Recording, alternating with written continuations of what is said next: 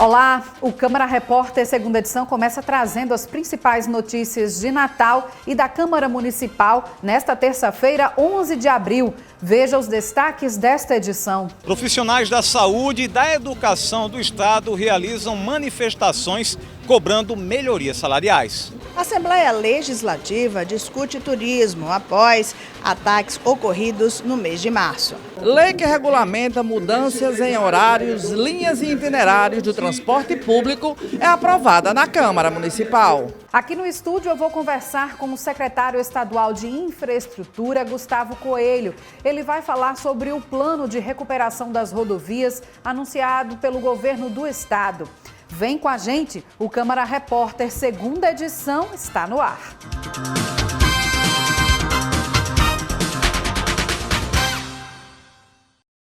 Os servidores de dois setores essenciais no Rio Grande do Norte estão em greve: a saúde e a educação.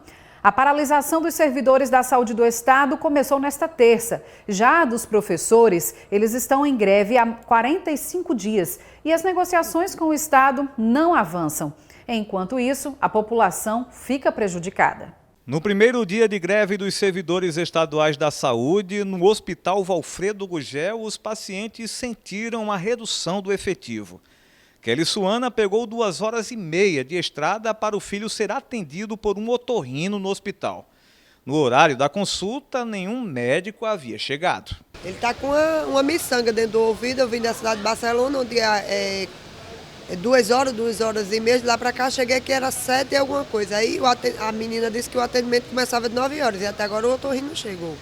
E a gente tem horário, né? Porque o rapaz já está terminando o turno dele e já está esperando o carro para outra viagem. A gente chega aqui e fica nessa situação, né? Tem que estar esperando. Enquanto Kelly e outros pacientes aguardavam atendimento, na frente do Valfredo, os grevistas realizaram um ato. A categoria reivindica a reposição de perdas salariais e a possibilidade de mudanças de carga horária. São pautas já antigas, que se esbarra sempre no reconhecimento desses trabalhadores. Os salários são insuficientes desses trabalhadores. E o que se foi acordado lá atrás com o governo, infelizmente o governo não cumpriu. Nossas perdas salariais são enormes. Hoje estamos pedindo que o governo reveja 21,87% dessas perdas salariais que vamos tendo. Os servidores também pedem a efetivação do piso salarial da enfermagem e o retorno da remuneração dos plantões em contra-cheque. São plantões eventuais. Que esses plantões eventuais, o governo pagava o quê? Dentro do mês, no contra-cheque. O governo fez e extraiu esse valor do contra-cheque e colocou para ser pago o quê? No 5º dia útil de cada mês. O governo fez isso no primeiro mês, fez o segundo e agora? Não temos mais data para receber esses plantões eventuais. De acordo com o coordenador-geral do Sindisaúde, as unidades de saúde do estado estão funcionando com 30% do efetivo. A greve é por tempo indeterminado. Outra manifestação que aconteceu nesta manhã na Avenida Salgado Filho foi a dos profissionais da educação do estado. A categoria já está em greve há mais de um mês. Os professores cobram o reajuste do piso salarial de 14,95% e as negociações com o governo até agora não avançaram. O que nós esperamos é que a gente possa ser atendido e que o governo dê uma resposta à nossa demanda em relação ao que nós apresentamos, ao ofício que nós enviamos, inclusive a contraproposta que nós apresentamos ao governo do estado. Qual a contraproposta? A contraproposta ela é semelhante, muito parecida com a proposta, os mesmos percentuais que o governo já apresentou. O que a gente está pedindo é a antecipação dos prazos e a implementação dentro do ano. O governo do estado alega que com a perda do ICMS não há condição de atualizar o piso salarial dos professores. Existem outros fatores da arrecadação de ICMS em relação ao estado, bem como a complementação que vai vir parte esse ano do governo federal. Então a gente quer rediscutir com o governo e ver se a gente consegue avançar nessa discussão. Sobre a greve dos professores, em nota, a Secretaria de Educação do Estado lamentou que a categoria tenha recusado a proposta apresentada pelo governo de parcelar o reajuste. O Estado enfatizou que tem buscado o caminho do diálogo que garanta a aplicação do piso salarial. Já em relação à saúde, o Estado se pronunciou também por meio de nota e informou que houve uma audiência semana passada para tratar sobre alguns pontos reivindicados pelo Sindisaúde.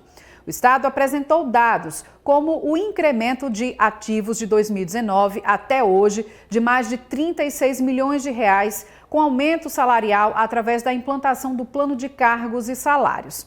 Para a greve dos professores e dos trabalhadores em saúde, o Estado apontou a queda de receitas do ICMS para a suspensão e adiamento das greves. Mas como isso não aconteceu, a gente vai continuar acompanhando essa situação.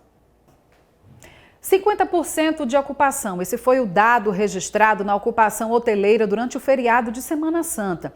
E esses prejuízos no turismo potiguar, com essa queda de turistas, logo após os ataques criminosos do mês passado, foram debatidos em audiência pública nesta tarde na Assembleia Legislativa.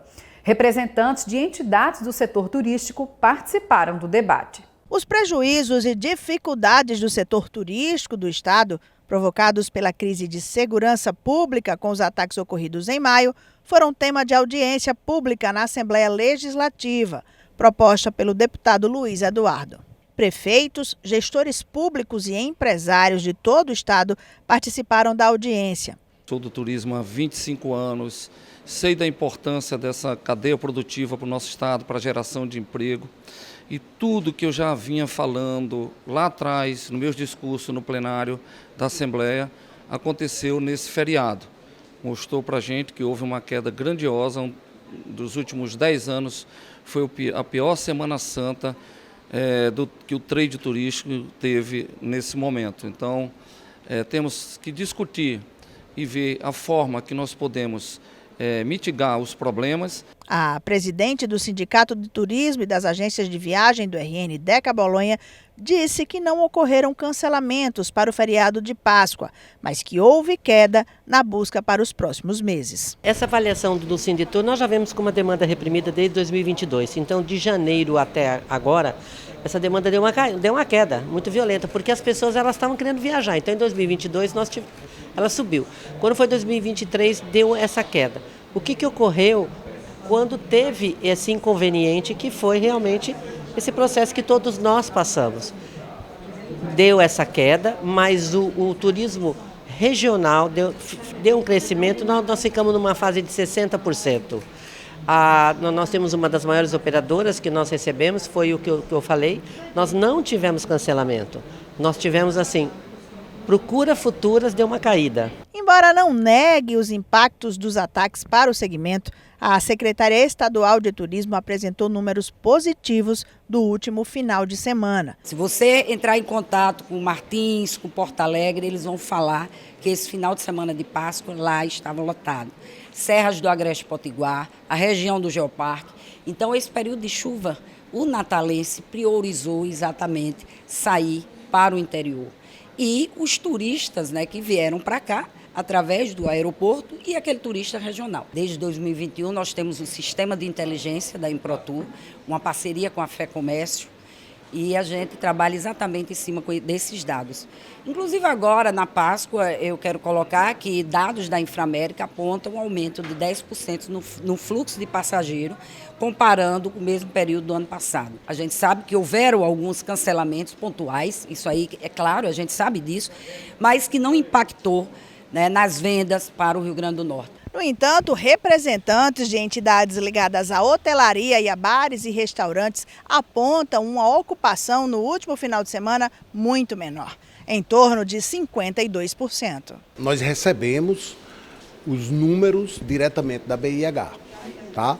E também diretamente da Abrazel. Por isso que o Sindicato de Hotéis e Restaurantes do Rio Grande do Norte tem essa desenvoltura em passar esses números.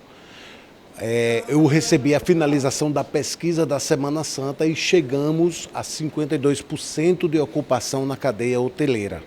Até antes da Semana Santa estava em 47%, subindo e finalizando agora em 52%.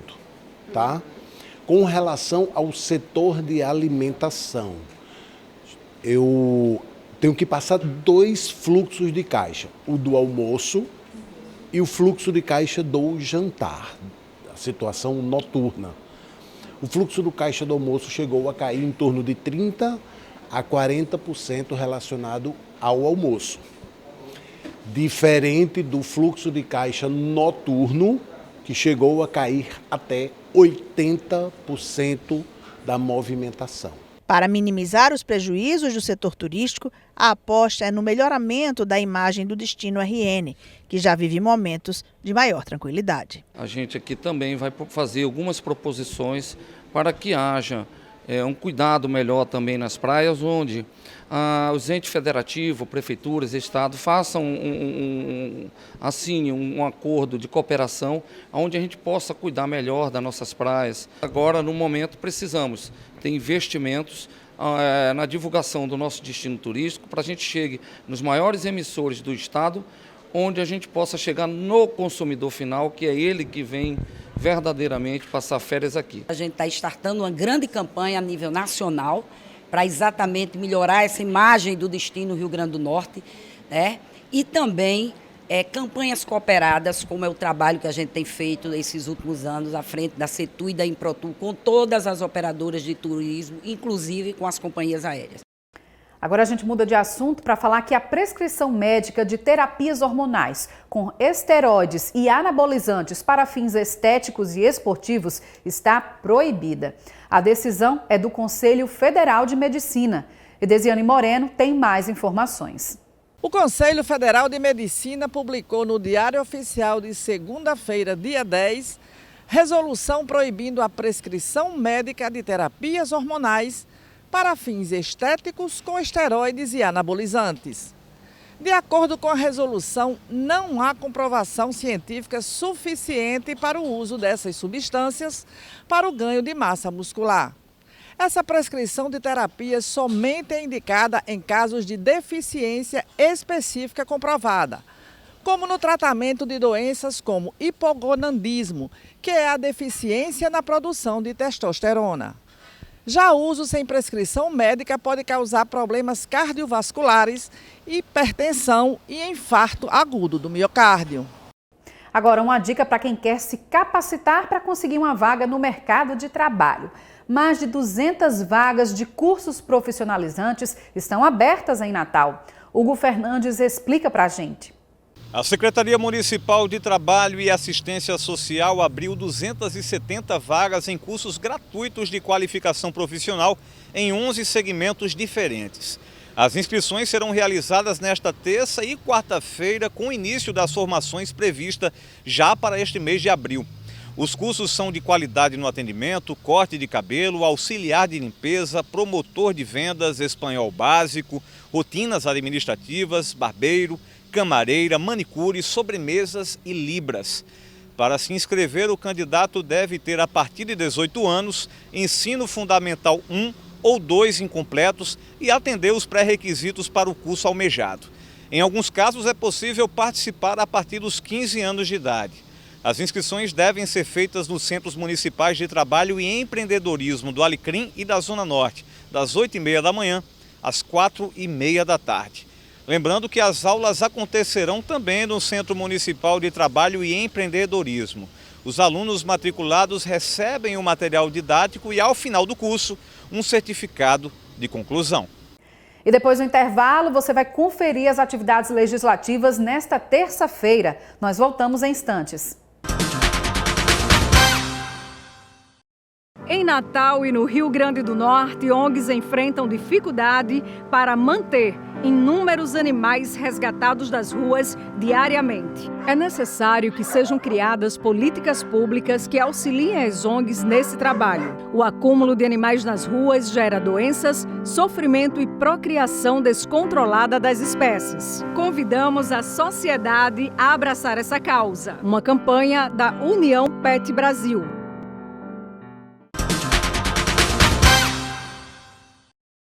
Estamos de volta com os destaques da sessão ordinária da Câmara Municipal nesta terça-feira.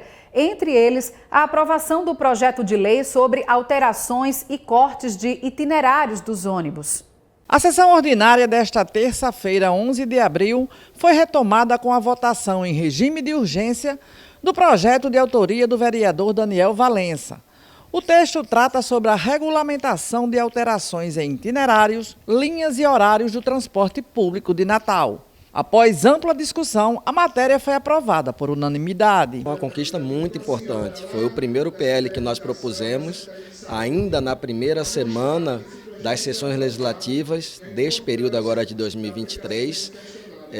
Ele traz algo que é totalmente atual na cidade, que é empresas privadas mudarem itinerário, retirarem linhas sem nem avisar a população. E o PL ele é muito objetivo, dizendo que mudança de itinerário ou cancelamento de linha tem de ser decisão da STTU, que tem de consultar o Conselho de Mobilidade. Agora compete ao Executivo Municipal fazer a boa gestão do sistema de transporte. Seguindo a pauta do dia, os parlamentares aprovaram vários projetos em segunda discussão. Entre eles, o de autoria da vereadora Brisa Braque, que trata sobre a inclusão de estudos referente à igualdade racial nos cursos de formação de guardas municipais. A necessidade do diálogo desse tema, não só para a Guarda Municipal, mas para todos e todas nós, por isso que a gente defende nesse debate dentro das salas de aula, no processo educacional. A gente traz esse debate para que na esfera da segurança pública, os trabalhadores e trabalhadoras da Guarda Municipal sejam nossos companheiros nesse processo de construir um mundo livre do racismo. A vereadora Camila Araújo também teve projeto aprovado.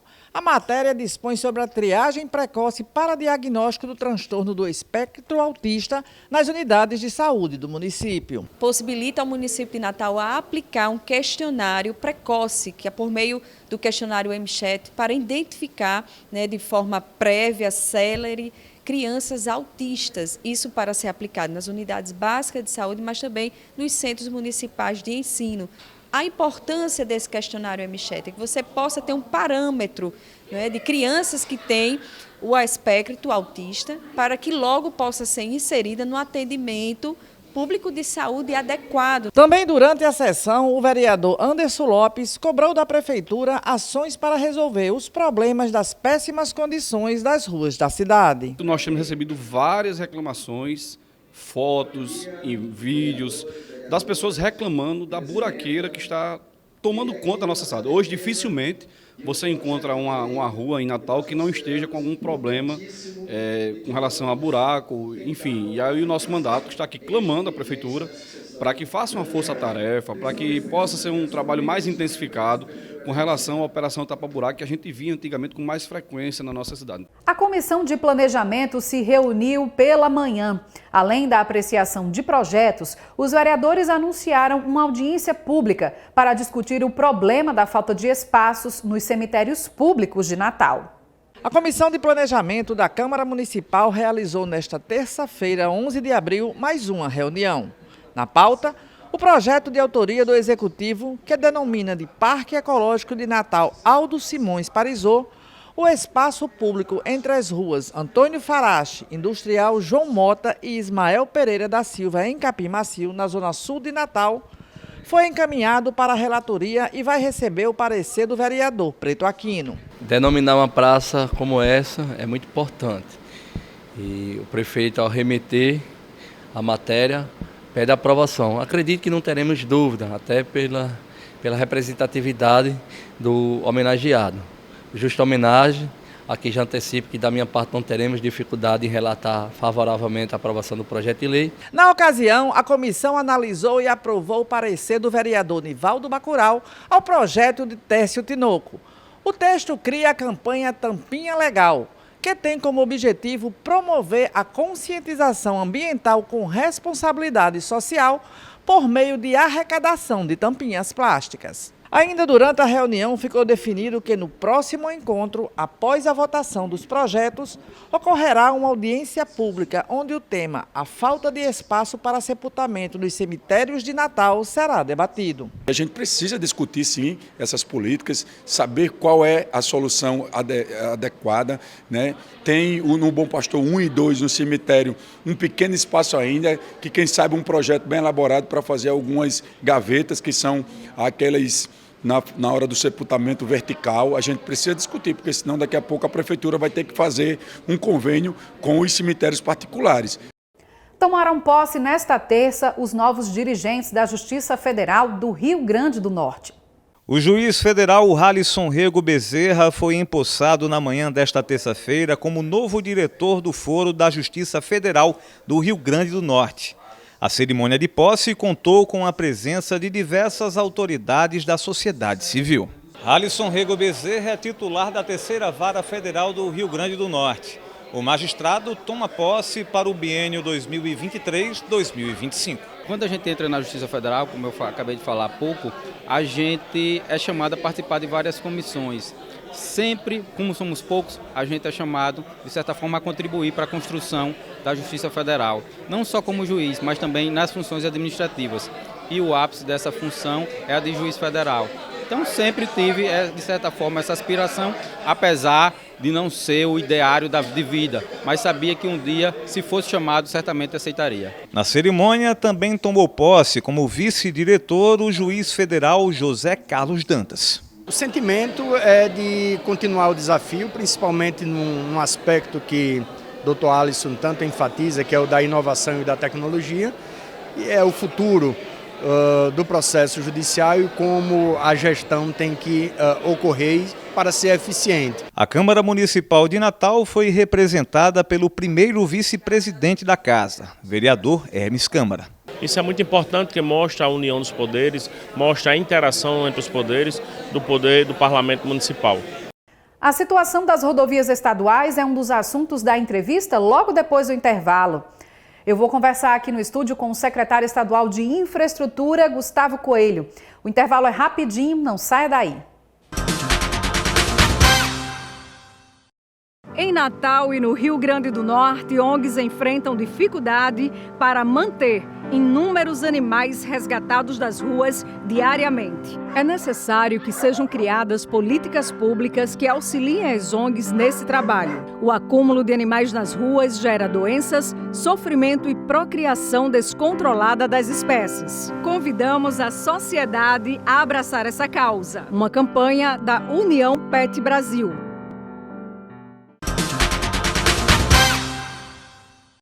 Estamos de volta com o Câmara Repórter. Já recebo aqui nos nossos estúdios o secretário estadual de Infraestrutura, Gustavo Coelho, para conversar com a gente aqui sobre pautas importantes aqui na área de infraestrutura do Estado, entre elas a situação das estradas. Secretário, seja bem-vindo ao Câmara Repórter.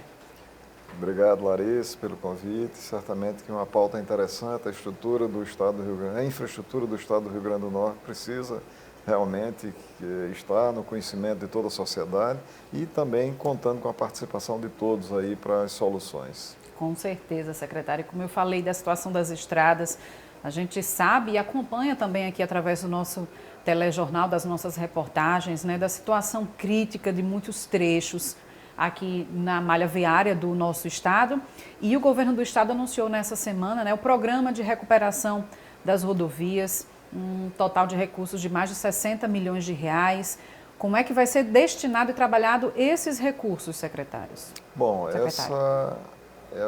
esses valores serão aplicados na Operação Tapa Buracos. Né? Na verdade, é o que a gente chama de conservação de rodovias, que eu considero como o primeiro estágio do planejamento das intervenções que faremos no sistema rodoviário estadual. Esse primeiro nível, essa primeira camada de intervenções ocorre exatamente para fazer com que as estradas consigam continuar funcionando, né? E para isso nós faremos a distribuição em 7 distritos, são 7 distritos rodoviários que compõem o Rio Grande do Norte, e em cada um deles nós teremos 3 equipes trabalhando simultaneamente em 3 rodovias distintas. Então, na verdade, depois de um período da licitação, né, tivemos que fazer, contratamos, demos as ordens de serviço e agora certamente que já iniciamos em alguns pontos. Claro Secretário, que temos que conciliar, Larissa, só deixando claro, né, claro, que se tem 2 coisas que não combinam, é essa conservação de rodovias com chuvas. Então, sim, nós certeza. precisamos, na verdade, que as rodovias estejam secas, né, em plenas condições realmente para receber o material que venha a fazer exatamente essa operação Tapa Buracos. Secretário, e no caso o senhor falou aí desses distritos, né, dessas regiões distintas, né, que vão receber esse programa de recuperação aí com a operação Tapa Buraco, mas Isso compreende quantos quilômetros de rodovias nessa recuperação? Não, a recuperação ela vai contemplar absolutamente toda a malha rodoviária do Estado, toda a malha rodoviária. Nós temos aproximadamente 3.500 quilômetros de rodovias. Desses aí nós temos alguns que certamente não precisam, mas são poucos, mas a extensão é absolutamente todo o Estado. Então toda a malha rodoviária, alguns com maior intensidade, outros com menor intensidade, mas certamente que toda a malha rodoviária do Estado receberá essa intervenção. Esses 62 milhões, deixando bem claro, Larissa, eles contemplam o ano de 2023. Sim. Essa é uma operação contínua, ela vai continuar em 2024, mas enquanto isso acontece, nós também estamos cuidando de um outro nível de intervenção, que são as restaurações dos trechos críticos. São trechos, na verdade, que não adianta mais que você faça a operação tapa-buraco. Então você, na verdade, reconstrói uma fração daquela rodovia, melhorando a capacidade dessa rodovia, até porque hoje o carregamento, a carga que passa hoje nas nossas rodovias é completamente distinta de um tempo em que foram executadas essas rodovias. Certeza. Então hoje nós temos que agradecer, porque isso é desenvolvimento, nós temos certamente uma movimentação muito maior do que já tivemos e também uma carga, o volume que se transporta é muito maior também. Então, principalmente com a chegada, enfim, o crescimento dos parques eólicos aqui, é uma carga extremamente pesada que a gente vê sendo transportadas nas nossas rodovias E é um impacto bem objetivo isso, um impacto bem direto mesmo nas rodovias, porque elas certamente não foram programadas para esse tipo de carga. Então, em alguns pontos, aqueles pontos exatamente que não suportaram, que a estrutura já está em estado de fadiga, a gente substitui a subbase, a base, o pavimento, reforça essa base para que ela possa resistir melhor, bota um revestimento mais resistente, como CBUQ.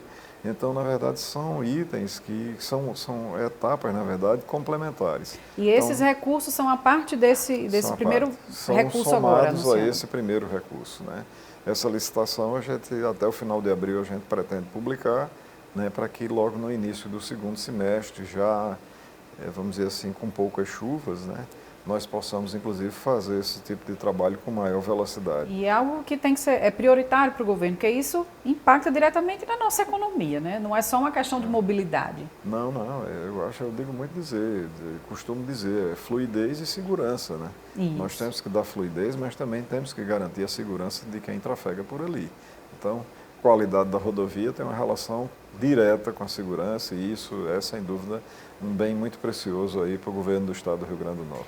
Secretário, o senhor falou aí, logo no início da sua resposta, de um ponto importante que para essa recuperação acontecer tem que ter um período aí de uma boa estiagem no momento, que a gente está aqui em meio a um período grande chuvoso, especialmente na região oeste. Inclusive, houve o rompimento da RN 117 lá no município de Caraúbas. Como é que está a situação desse trecho? Como é que o DR está acompanhando essa situação? Desde que tomamos conhecimento do ocorrido, Larissa, nós cuidamos de encaminhar equipes ao local.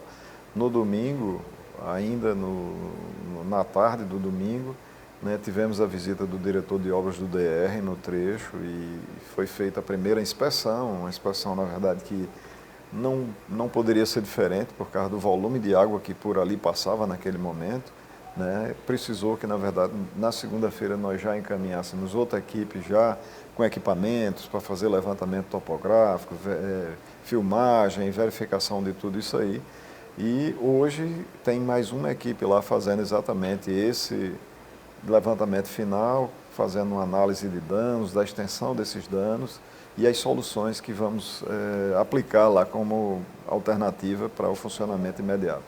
Nesse momento, nós vamos fazer um desvio para que possa o fluxo ser restabelecido imediatamente e, claro, com os números e com a solução técnica, encaminhar aí para que o setor jurídico possa nos ajudar aí nessa contratação emergencial. Com certeza, secretário, fica todo mundo realmente nessa torcida. A água é bom, mas também em excesso dá uma série de problemas, na verdade, assim, a gente tinha naquele trecho, nós tínhamos um bueiro, ou seja, passagem de água, que respondeu a vida inteira por isso aí. Mas nessa, quer dizer, nós tivemos um evento atípico, um momento realmente uma precipitação muito volumosa e a correnteza era muito forte. Não sei se você chegou a ver os vídeos, mas... Com certeza, nós mostramos aqui no Câmara mas Repórter. muito fortes mesmo, e certamente que vamos até ampliar a área dessa passagem de água, porque eu sei que vai demorar a acontecer um outro evento como esse, basta você avaliar o tempo de recorrência. A gente, inclusive, está colocando imagens agora para que as pessoas possam ter uma noção disso aí que o senhor está falando, secretário. Então, assim, para que a gente possa, na verdade, não ser surpreendido mais uma vez, eu estou pedindo para que o pessoal, inclusive, dimensione mais um bueiro para que a gente tenha aí, claro que a gente não está livre de acontecer, mas certamente que minimiza os riscos, né? Mas assim, e mapeamos também diversas outras áreas, onde teve também, onde a água subiu, que lavou a pista e com isso ela erodiu a questão dos aterros e tal. Então nós já iniciamos a recomposição dessas áreas, inclusive na RN 233, entre Campo Grande e Caraúbas, também na região, né? Porque pela mesma, vamos dizer assim, intensidade de chuva. De chuvas ali, que está tudo vizinho, né? Campo Grande ali, Caraúbas. Esse mapeamento que foi feito, né? Nós, assim, acompanhamos esses riscos, inclusive, com um comitê de acompanhamento das chuvas, que foi constituído pela governadora Fátima Bezerra, e nós estamos junto com outras secretarias, com outros órgãos, a Secretaria da Infraestrutura e o DR presente em tudo aí para que a gente possa, na verdade, responder a essa situação. Certo, secretário. Ainda falando sobre estradas, nós temos um terceiro nível, Larissa, que seria aí, certamente, um envolvimento de recursos bem maior. Sim. Então, se trata de quê? Na verdade, seria a implantação de novas rodovias e restauração com adequação de capacidade de outras existentes. Então, isso aí certamente que o Estado precisará de um aporte de recursos externos, e a ideia é que seja por meio de financiamento, coisa que o Estado vem cuidando aí já com tratativas bem avançadas. Para isso, nós já temos mais de 30 projetos elaborados, todos prontinhos para que a gente, na hora que tivermos o dinheiro, a gente poder fazer essas implantações, fazer essas restaurações de trechos críticos e também de restauração de rodovias, fazendo com que elas, na verdade, adquiram um padrão semelhante ao que foi feito na RN 233. Isso, até para que a gente não perca, por exemplo, nas regiões serranas aqui, né, de acesso às nossas serras, nesse período chuvoso que está, que o clima fica frio. A gente vê a situação, por exemplo, para chegar à Serra de São Bento, naquela região ali de Pacifica, quando a gente vê na Paraíba estradas, o pessoal sai daqui do Rio Grande do Norte para ir para Paraíba, porque para chegar às serras daqui está uma situação realmente intransitável. Lá é uma área, inclusive, que vai receber uma atenção muito especial, já agora nessa primeira etapa, que é a Operação Tapa Buracos. Tá certo, secretário. E só para a gente mudar aqui de assunto, mas também de atuação, né, da Secretaria de Infraestrutura, também outras obras importantes e estruturantes. A gente teve aqui o mês passado, né, infelizmente, aquela onda de ataques que aterrorizou aqui o nosso estado, mas o ministro de Justiça anunciou aqui a destinação de vários recursos para a segurança pública, parte deles destinada para a recuperação de estruturas. Como é que está isso? Esses serviços vão começar? Sim, vão começar, até porque estávamos trabalhando já com diversos desses projetos, né, e agora com a possibilidade do aporte de recursos, né, certamente que conseguiremos executar com mais tranquilidade essas obras. Eu cito aqui para você a construção da nova sede do ITEP, que já se encontra em execução, uma obra muito interessante. O ITEP vai ficar numa condição de qualidade excepcional, e uma obra que custará em torno de 20 milhões e está sendo executada ali à altura da Morgoveia, junto ao onde estamos construindo também o IERN de Natal, né? Além disso, tem a licitação aberta para a construção do complexo de delegacias da Polícia Civil, que ficará ali na Morgoveia também, né? Vizinho exatamente na área onde está hoje a DGPOL. Também 2 batalhões que serão relicitados, o de Mossoró e o de São Gonçalo do Amarante, batalhões da Polícia Militar. Certo. Um regimento da Polícia Montada que será executado em Macaíba, um batalhão do Corpo de Bombeiros em Pau dos Ferros, para que seja implantado um núcleo do Corpo de Bombeiros em Pau dos Ferros. E do sistema penitenciário, haverá alguma recuperação? Sim, sim. No sistema penitenciário nós teremos a cadeia pública de Caicó, que será construída. Teremos também a construção da unidade de segurança máxima de Alcaçuz, obra que já demos até ordem de serviço também, vai ser o início, e temos a recuperação de diversas unidades prisionais também. A melhoria exatamente, criação de novas vagas em várias unidades, inclusive em Mossoró, na penitenciária Mário Negócio, onde estamos fazendo a readequação do Batalhão 5, que também será de segurança máxima. Secretário, só para a gente encerrar aqui, eu sei que tem várias outras obras, mas essa também é muito importante quando a gente fala do atendimento à saúde pública. Também tem, a governadora também falou recentemente, né, de licitações para reformas em importantes hospitais aqui do nosso estado, a exemplo do Hospital Valfredo Gurgel. Isso já começou? Como é que está?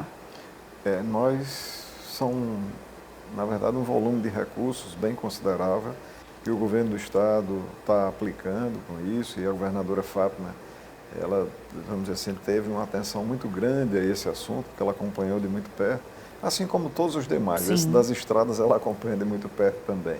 Mas o dos hospitais, são 11 licitações, uma já concluída, que é o setor de nutrição e dietética do Hospital João Machado, em Natal, e mais 10 outras que são licitações que estão em curso. Sim. Editais abertos, inclusive a gente gosta de divulgar para que a concorrência, a competitividade seja cada vez maior. Mas assim, nós teremos obras no Hospital Valfredo Gurgel, em Natal, são 4 contratos, algo em torno de 10 milhões de reais. Nós temos no Hospital Tarcísio Maia, em Mossoró, algo em torno de 12 milhões de reais. Temos o Laboratório Regional de Mossoró, 1 milhão e 200. Temos o José Pedro Bezerra, que é o Santa Catarina. Sim, teremos em Caicó, no Telecila Fontes. Teremos em Currais Novos, no Mariano Coelho. O Antônio Barros, em São José de Mipibu. E Alfredo Mesquita, aqui em Macaíba. Então, soma-se isso aproximadamente 50 milhões de reais, sendo que boa parte desses recursos é oriundo de emendas parlamentares. Sim. E com complementação do governo do estado. As emendas parlamentares, inclusive, a maior delas é exatamente uma emenda coletiva que foi organizada pela senadora Fátima Bezerra. No momento que ela era senadora, ela já deixando o Senado, governadora eleita, né, ela pleiteou esses recursos e agora nós estamos iniciando sua aplicação. E tem também do senador Jean Paul Prats, da deputada Natália Bonavides, do senador Stilson Valentim. Tem um conjunto realmente de um volume de recursos bem interessante e o governo do estado está entrando com uma contrapartida também. Tá certo, então, secretário. Eu agradeço a sua participação aqui no Câmara Repórter. A gente fica torcendo realmente que essas obras avancem, né? Tanto na parte de recuperação de rodovias, mas também dessas outras obras estruturantes que também são de áreas essenciais aqui para o nosso estado. Sim, temos muitas obras também na área de educação, né? Então, somadas a isso, é um volume, um conjunto de obras e contratos bem interessantes aí que o estado vem executando nesse momento. Muito obrigada, então. Nós é que agradecemos e à disposição, Larissa. Tá certo. E para você de casa, obrigada pela companhia mais uma vez. Outras informações atualizadas do que acontece na nossa cidade e na Câmara Municipal, vocês acompanham no Câmara Repórter, primeira edição, às 1h50 da tarde, com Kleber Teixeira. Tchau.